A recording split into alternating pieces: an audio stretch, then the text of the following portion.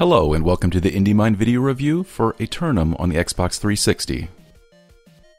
Different things draw me to review particular games. Sometimes it's catchy graphics or a witty title, but it was something completely new that made me want to give Aeternum a try on the Xbox. This mostly had to do with who made the game. Wasted Brilliance is a new indie studio, and it's headed up by Brooks Bishop, who's worked as an indie games journalist for quite a while now.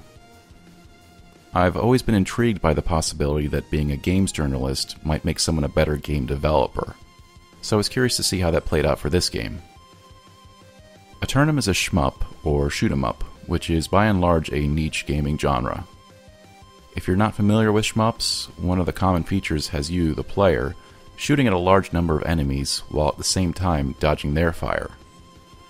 Bullet hell games are a subgenre of shmups that feature an insane amount of enemy projectiles that the player has to dodge. Aeternum definitely falls within that stricter classification.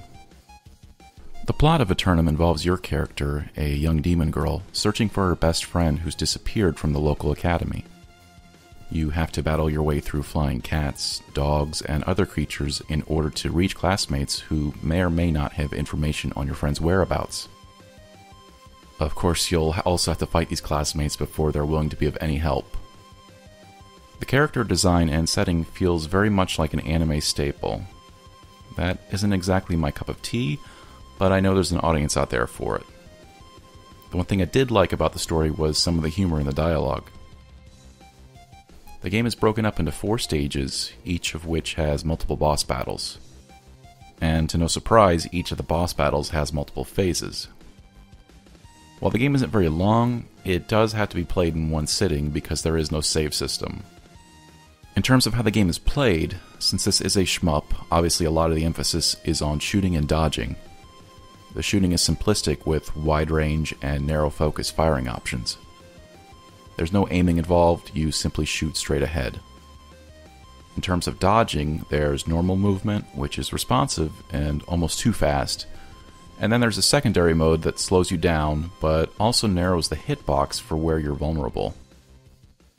Bonus points are awarded for near misses when you're using that secondary mode, which should really be called the primary mode since it'll be used for nearly the entire game. Aeternum also includes a shield system that can be activated using power collected from defeated enemies. The shield only lasts a few seconds, but can easily mean the difference between life and death.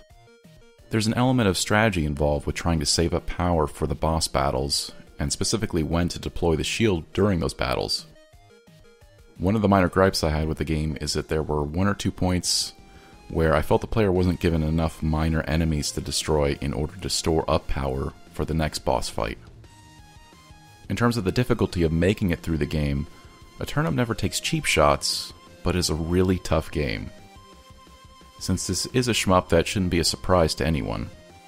But even the easiest difficulty level can be brutal, which has the potential to frustrate casual players. It can take a lot of trial and error learning the patterns of the enemies, particularly the bosses, but eventually I think most players will develop the skills they need to conquer the game. So that brings us back to my original question: does being a games journalist make for a better game developer? Well, I think Aeternum is a surprisingly strong first effort for a new studio. There aren't any major or glaring flaws, and it lasts a few hours, which is just as long as it needs to be. Some of the minor gripes with the boss battle pacing and lack of a save system aren't enough to undo the fun that comes with finding that bullet hell groove where even hundreds of enemy projectiles can't touch you. And that's why I rated the game 4 out of a possible 5 points. The shmup genre and the anime-like character design and setting might not be for everyone, but I still do recommend everyone give it a try. Aeternum is currently available in the Xbox Live Marketplace for 80 Microsoft points. Thanks for watching our video review of Aeternum on the Xbox 360. For more indie news and reviews, be sure to check out theindiemind.com.